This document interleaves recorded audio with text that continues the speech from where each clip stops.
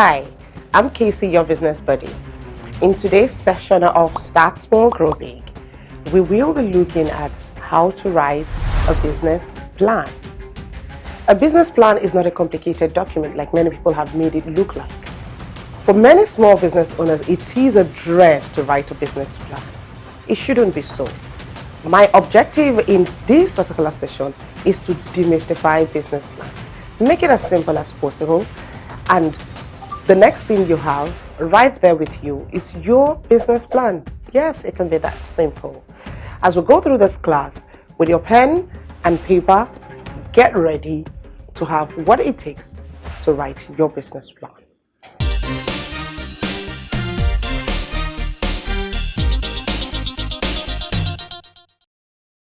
A business plan mustn't be 50 pages, like some of the ones you have seen.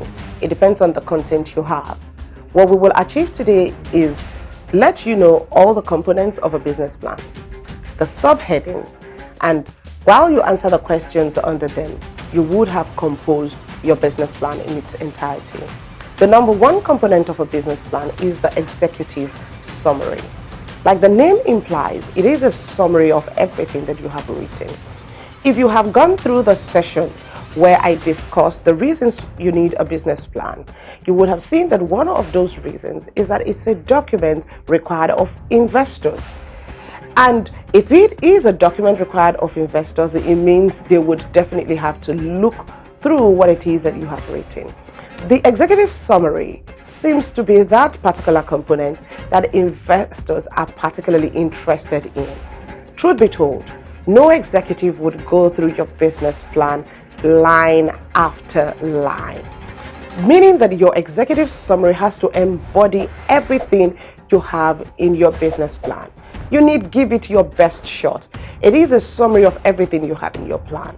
Put simply, if someone has gone through your executive summary, the person has a good, not just a fair idea, but a good idea of what the content of your business plan is. The second component you should have there is your company analysis. Let us know what your vision is. What is your mission? Every business should have a mission. What are you set to achieve? What are your objectives?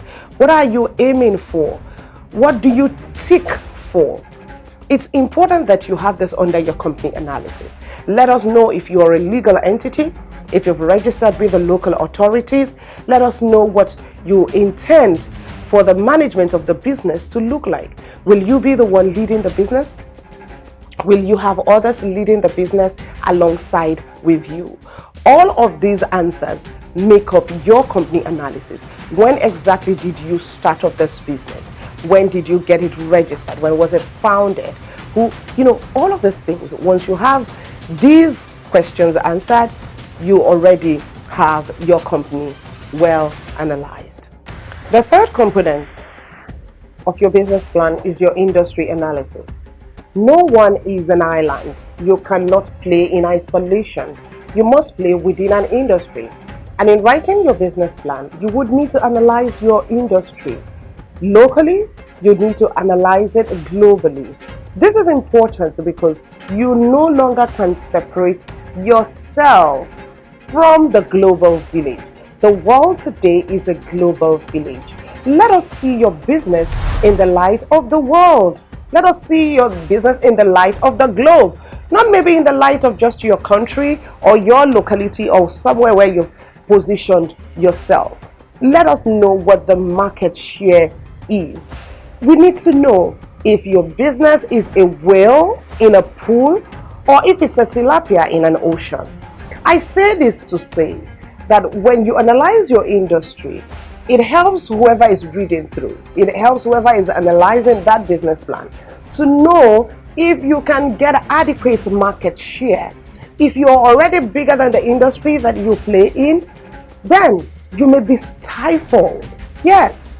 So it's important that in analyzing the industry, it is well seen that that industry is even worth playing in. Oftentimes, we misplace our businesses.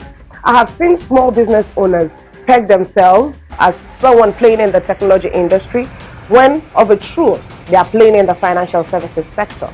I've seen people talk about themselves as playing in the food and agri space, when of a truth, they are playing in the FMCG space. So it's important that you're able to analyze the industry that you play in critically. The fourth component of your business plan should be your competition analysis. Tell us who else is doing what you're doing. In your plan, you should be able to know who else is doing what you're doing. It's good you benchmark with at least three, the top three in your industry. Yet again, we come back to the issue of industry. Benchmark with the top three in your industry. What are they doing? How are you going to be different? This is a good place to do your SWOT analysis. A SWOT analysis is a strategic tool to know how you fare, especially how you fare in relation to others. The SWOT analysis talks about your strengths, your weaknesses, the opportunities that exist for you as a business, and the threats that look you or stare you in the face as a business. It is not a place where you need to manipulate the facts. It's a place, because you see, like I said, your business plan is also a reference tool for you, the business owner. Analyze that business properly. What are the strengths you have seen that you have? What are your weaknesses? What are the opportunities that you see that you can latch on to and make good success out of it? What are the threats that you have observed, that exists in that business? This would also help you measure yourself against the competitors. In talking about your competitors, it's important that you know that there are direct competitors and indirect competitors. In another session, I will be looking at your competitors, how you need to kill them before they kill you. Is that sounding so callous? But it's important. It's important that you know that you need to erase the alternatives that exist for your business. You should be the only one playing there. It's very important that you know that. Does that sound selfish? Yes, of course, this is business. It's business. It's not, you're not playing. You're not here to play games. You're here to make money. You're here to grab a large market share.